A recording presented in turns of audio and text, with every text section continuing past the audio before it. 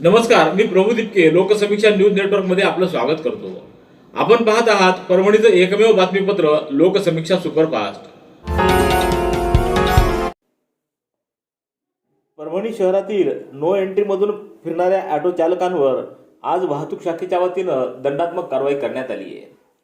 No entry असलेल्या रस्त्यावरून बिनधास्तपणे जाणाऱ्या ऑटो चालकांमुळे रहदारीला मोठा अडथळा निर्माण होत होता। याबाबतच्या तक्रारी आल्यानंतर पोलीस अधीक्षक रागसुधा आर आणि अप्पर पोलीस अधीक्षक काळे यांच्या आदेशावरून शहर वाहतूक शाखेचे सहाय्यक पोलीस निरीक्षक वामन बेले यांच्या मार्गदर्शनाखाली पोलीस उपनिरीक्षक पठाण, दीपक, काजी, लहाने त्याचबरोबर अंमलदार राठोड, पडोळे, सानप, बचाटे या पथकानं शहरातल्या नो एंट्री भागातून फिरणाऱ्या ऑटो चालकांवर आज दंडात्मक कारवाई केली आहे।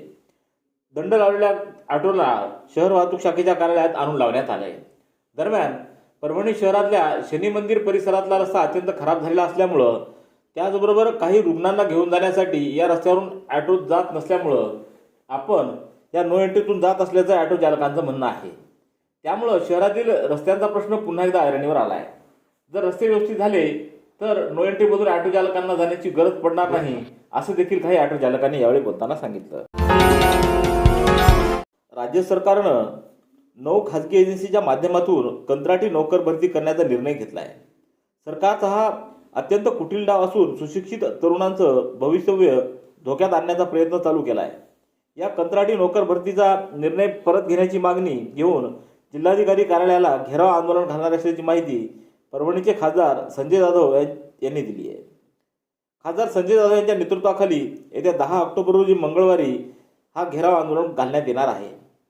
महाराष्ट्र शासनानं 6 ऑक्टोबर 2023 रोजी यापुढील शासकीय कार्यालयातील रिक्त जागा भरण्यासाठी 9 खासगी संस्थांची कंत्राटी नोकर भरती संदर्भात नियुक्ती केली आहे। सदर एजन्सी पुढील 5 वर्षांसाठी नियुक्त असणार असून राज्य शासनाचे शासकीय विभाग, निमशासकीय विभाग, स्थानिक स्वराज्य संस्था, महामंडळं, सार्वजनिक क्षेत्रातील उपक्रम व इतर आस्थापनांमध्ये कंत्राटी नोकर भरती या एजन्सीमार्फत होणार आहे। या एजन्सीमुळे युवकांवर मोठ्या प्रमाणात अन्याय होणार असून याचा निषेध करण्यासाठी येत्या 10 ऑक्टोबर रोजी जिल्हाधिकारी कार्यालयावर हे आंदोलन करण्यात येणार आहे। शासनानं तात्काळ कंत्राटी नोकर भरतीचा निर्णय रद्द करून महाराष्ट्रातील युवकांचं भवितव्य सुरक्षित करावं, अन्यथा यापुढे तीव्र आंदोलन छेडण्यात येईल असा इशारा देखील खासदार संजय जाधव यांनी दिला आहे।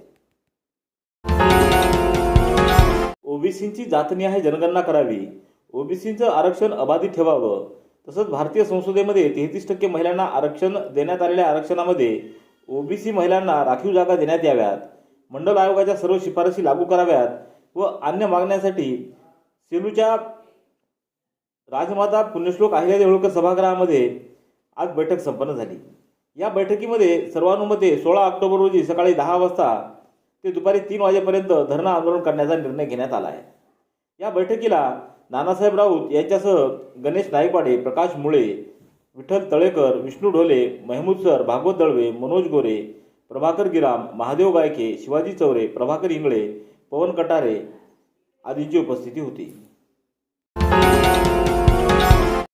परभणी शहरातल्या विद्यानगर येथील गणपती मंदिराजवळ गेल्या 26 वर्षापासून ओंकारा नवरात्र मित्र मंडळाच्या वतीनं श्री जगदंबा नवरात्र महोत्सवाचं आयोजन करण्यात येतं। त्यानिमित्त आज 8 ऑक्टोबर रोजी शिवसेनेचे माजी जिल्हाप्रमुख गंगाप्रसाद आनेराव यांच्या हस्ते विधिवत पूजा करून श्रीफळ फोडून याचं भूमिपूजन करण्यात आलंय। या नवरात्र महोत्सवामध्ये रास दांडिया, गरबाचं विशेष आयोजन करण्यात येतं। त्याचबरोबर दररोज महिलांसाठी विविध स्पर्धांचं आयोजन देखील करण्यात आलं असून विजेत्या स्पर्धकांना मंडळाच्या वतीनं रोख पारितोषिकं देण्यात येणार आहेत। PR कार्ड नसलेल्या मालमत्तांच्या दस्त नोंदणीबाबत जिल्हा प्रशासनानं यापूर्वी निर्णय देत या दस्त नोंदणीचं काम थांबवलं होतं। मात्र मनसेच्या वतीनं याचा पाठपुरावा करून जिल्हाधिकारी रघुनाथ गावडे यांच्याशी संपर्क साधला व त्याबाबत गावडे यांनी सकारात्मक भूमिका घेत याबाबतच्या दस्त नोंदणी सुरू करण्याचे आदेश दिले आहेत। याबद्दल मनसेच्या वतीनं आज जिल्हाधिकारी रघुनाथ गावडे व निवासी उपजिल्हाधिकारी श्रीमती अनुराधा ढालकरी या दोघांचाही आभार व्यक्त केले आहेत। यावेळी श्रीनिवास लाहोटी यांच्यासह मनसेचे पदाधिकारी उपस्थित होते। पुण्याच्या मराठवाडा युवा मंचच्या वतीनं 1 ऑक्टोबर रोजी 11व्या वर्धापन दिनानिमित्त तसंच मराठवाडा मुक्ती संग्राम दिनाच्या औचित्य साधून विविध पुरस्कारांचं वितरण करण्यात आलं। यामध्ये हिंजवडी पोलीस ठाण्याचे वरिष्ठ पोलीस निरीक्षक डॉक्टर विवेक मुगळीकर यांना प्रशासकीय पुरस्कारानं गौरवण्यात आलं आहे. चिंचवडच्या प्राध्यापक रामकृष्ण मोरे सभागृहात हा पुरस्कार वितरण सोहळा संपन्न झाला. या कार्यक्रमाला ठाणे येथील आयकर आयुक्त डॉक्टर संतोष मानकोसर, पुण्याचे जिल्हाधिकारी डॉक्टर राजेश देशमुख, अतिरिक्त पोलीस आयुक्त वसंत परदेशी, चेतना केरुरे, शुभम भोसले, मिलिंद जोशी आदींची उपस्थिती होती. डॉक्टर विवेक मुगळीकर यांना पुरस्कार मिळाल्याबद्दल त्यांचं अभिनंदन करण्यात आलं आहे. विशेष म्हणजे डॉक्टर मुगळीकर यांनी परभणीमध्येही सेवा बजावली होती. सेलूच्या श्रीराम प्रतिष्ठान संचलित प्रिन्स इंग्लिश सीबीएसई स्कूल व क्युरियस किड्स आयोजित नवरात्र महोत्सवानिमित्त 3 दिवसीय गरबा प्रशिक्षण शिबिराचं उद्घाटन नुकतंच साईबाबा मंदिर इथं पार पडलं. या शिबिराचं उद्घाटन भाजपा सरचिटणीस बबिता ठाकूर यांच्या हस्ते करण्यात आलं. यावेळी श्रीराम प्रतिष्ठानचे संस्थापक अध्यक्ष डॉक्टर संजय रोडगे, गरबा प्रशिक्षणाचे आयोजक तथा संस्थेच्या सचिव डॉक्टर सविता रोडगे, पौर्णिमा जोहिरे, भाजपा महिला तालुकाध्यक्षा वनिता चाफेकर, रूपा ठाकूर, राजूरकर, त्याचबरोबर गीतांजली घनेलू, वैशाली साबळे, मीनाक्षी रत्नपारखी, शालिनी शेळके आदींची उपस्थिती होती. परभणी जिल्हा व तालुक्यामध्ये यावर्षी पाऊस अत्यल्प प्रमाणात झाला आहे. जेमतेम पावसावर शेतकऱ्यांनी पेरण्या उरकल्या व त्यानंतर पिकासाठी आवश्यक तेवढा पाऊस न झाल्यानं सोयाबीनच्या उत्पादनात मोठ्या प्रमाणात घट झाली. त्यात भरीसभर म्हणजे जिल्ह्यात सोयाबीन पिकावर आलेल्या येल्लो मोजॅक रोगानं सोयाबीन पीक 100% नष्ट झाले. त्यामुळं पीक विमा कंपन्यांनी 100% नुकसान भरपाई द्यावी, तसंच युद्ध पातळीवर तात्काळ पंचनामे करून शेतकऱ्यांसाठी विशेष पॅकेजची घोषणा करावी अशी मागणी आमदार डॉक्टर राहुल पाटील यांनी परभणी तालुक्यातल्या मिरखेड, तट्टूजवळा, पिंगळी शिवारातील पीक पाहणी दरम्यान केली आहे. आमदार डॉक्टर राहुल पाटील यांनी शेतकऱ्यांच्या बांधावर जात आज पाहणी केली आहे.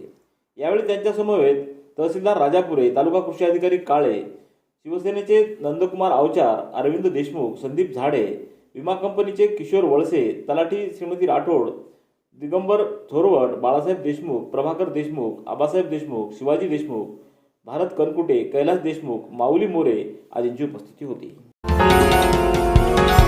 परभणीतल्या बालविद्या मंदिर हायस्कूल वैभवनगर इथं कला संचालनालय, महाराष्ट्र राज्य, मुंबई यांच्या वतीनं आयोजित करण्यात आलेल्या शासकीय रेखाकला परीक्षा 2023 संपन्न झाल्या. या केंद्रावर एलिमेंटरी परीक्षेला 676 विद्यार्थी प्रविष्ट झाले, तर इंटरमिजिएट परीक्षेला 454 विद्यार्थी सहभागी झाले होते. बालविद्या मंदिर हायस्कूल परभणी येथील एकाच शाळेची 1130 विद्यार्थी संख्या लक्षवेधी ठरणारी ही महाराष्ट्रातील एकमेव शाळा आहे. या केंद्राला बालविद्या मंदिर शिक्षण संस्थेचे सचिव डॉक्टर विवेक नावंदर यांनी भेट देऊन समाधान व्यक्त केलं. यावेळी अरुण बोराडे, आरजी तुम्मेवार, सिंधू शर्मा, केशव लगड आदींची उपस्थिती होती.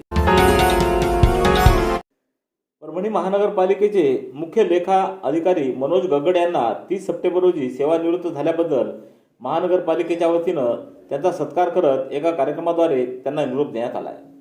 यावेळी महापालिकेचे आयुक्त तृप्ती सांडभोर, उपायुक्त जयवंत सोनवणे, लेखाधिकारी दशरथ राठोड तसंच सत्कारमूर्ती मनोज गगड हे सपत्नीक उपस्थित होते. या समारंभाला महापालिकेच्या कर्मचाऱ्यांसोबत जिल्हा प्रशासनातील अधिकारी देखील उपस्थित होते. जिंतूर तालुक्यातल्या कौसडी शिवारातील एका खदानीमध्ये बुडून 2 विद्यार्थ्यांचा मृत्यू झाल्याची घटना आज दुपारी 2 वाजता सुमारास घडली आहे. सायंकाळी बुडालेल्या दोन्ही विद्यार्थ्यांचे मृतदेह बाहेर काढून शवविच्छेदनासाठी बोरीच्या ग्रामीण रुग्णालयात पाठवण्यात आले आहेत.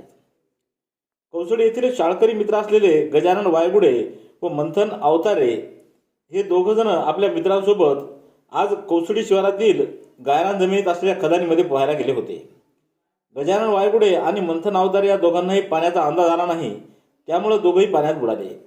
बाहेर असलेल्या 2 मित्रांनी त्यांना वाचवण्याचा प्रयत्न केला, मात्र त्यांना यश आलं नाही. त्यांनी आरडाओरडाही केली, मात्र आजूबाजूला कोणीच नसल्यानं हे दोन्ही विद्यार्थी पाण्यात बुडाले. घटनेची माहिती मिळताच बोरी पोलीस घटनास्थळी दाखल झाले व मृतदेह ग्रामस्थांच्या मदतीनं बाहेर काढून त्यांना बोरीच्या रुग्णालयात पाठवण्यात आलं. शिवसेना शिंदे गटाच्या अल्पसंख्याक डॉक्टर सेल पदाधिकाऱ्यांचा मेळावा आज परभणीतल्या अतिथी सभागृहात संपन्न झाला. यावेळी प्रदेशाध्यक्ष सईद खान यांच्या मार्गदर्शनाखाली हा मेळावा आयोजित करण्यात आला होता. कार्यक्रमाला doctor Sayyed Ibrahim, doctor Sayyed Tausif Alsaf, doctor AM Shaikh आदींसह शिवसेनेचे पदाधिकारी मोठ्या संख्येनं सहभागी झाले होते. भारतीय जनता पक्षाचे विचार आता बदलले असून पक्षानं काँग्रेस व अन्य पक्षातून आलेल्या नवीन चेहऱ्यांना संधी दिली जाते. याबाबत काल भाजपाचे ज्येष्ठ पदाधिकारी अनिल मुदगलकर यांनी परभणीत पत्रकार परिषद घेत याबाबतचा आपला रोष व्यक्त केला आहे. परभणीतल्या चिंतामणी मंडळाच्या 20 बूथच्या प्रमुखांना याबाबतचे राजीनामे दिले असून येणारी मनपाची निवडणूक ही भाजपाला सोडून अपक्ष लढवणार असल्याची घोषणा देखील भारतीय जनता पक्षाचे माजी अध्यक्ष तथा माजी उपनगराध्यक्ष अनिल मुदगलकर यांनी केली आहे. याबाबत त्यांनी काल पत्रकार परिषद घेत पक्षात होत असलेल्या बाबींचा पत्रकारांसमोर भारतीय जनता पक्षाच्या व्यापारी आघाडीच्या वतीनं आज परभणीतल्या कौस्तुभ मंगल कार्यालयामध्ये मेळावा आयोजित करण्यात आला. या मेळाव्याला माजी मंत्री तथा आमदार बबनराव लोणीकर यांची विशेष उपस्थिती होती. या मेळाव्याचं आयोजन भारतीय जनता पार्टीच्या व्यापारी आघाडीचे जिल्हाध्यक्ष चंद्रकांत डहाळे यांनी केलं. या मेळाव्यामध्ये नवनिर्वाचित पदाधिकाऱ्यांना नियुक्तीपत्र, नवनिर्वाचित पदाधिकाऱ्यांचा सत्कार मान्यवरांच्या हस्ते करण्यात आला. यावेळी राहुल लोणीकर, रामप्रसाद बोर्डीकर, प्रफुल्ल पाटील यांच्यासह अन्य पदाधिकारी उपस्थित होते. याबरोबरच हे बातमीपत्र संपलं. पुन्हा भेटूया उद्याच्या सुपरफास्ट बातमीपत्रात. पाहत रहा लोकसमीक्षा. तुम्हाला हे बातमीपत्र कसं वाटलं याबद्दल आपली प्रतिक्रिया नोंदवा. दररोजचे अपडेट्स मिळवण्यासाठी लोकसमीक्षा चॅनलला सबस्क्राईब करा. धन्यवाद.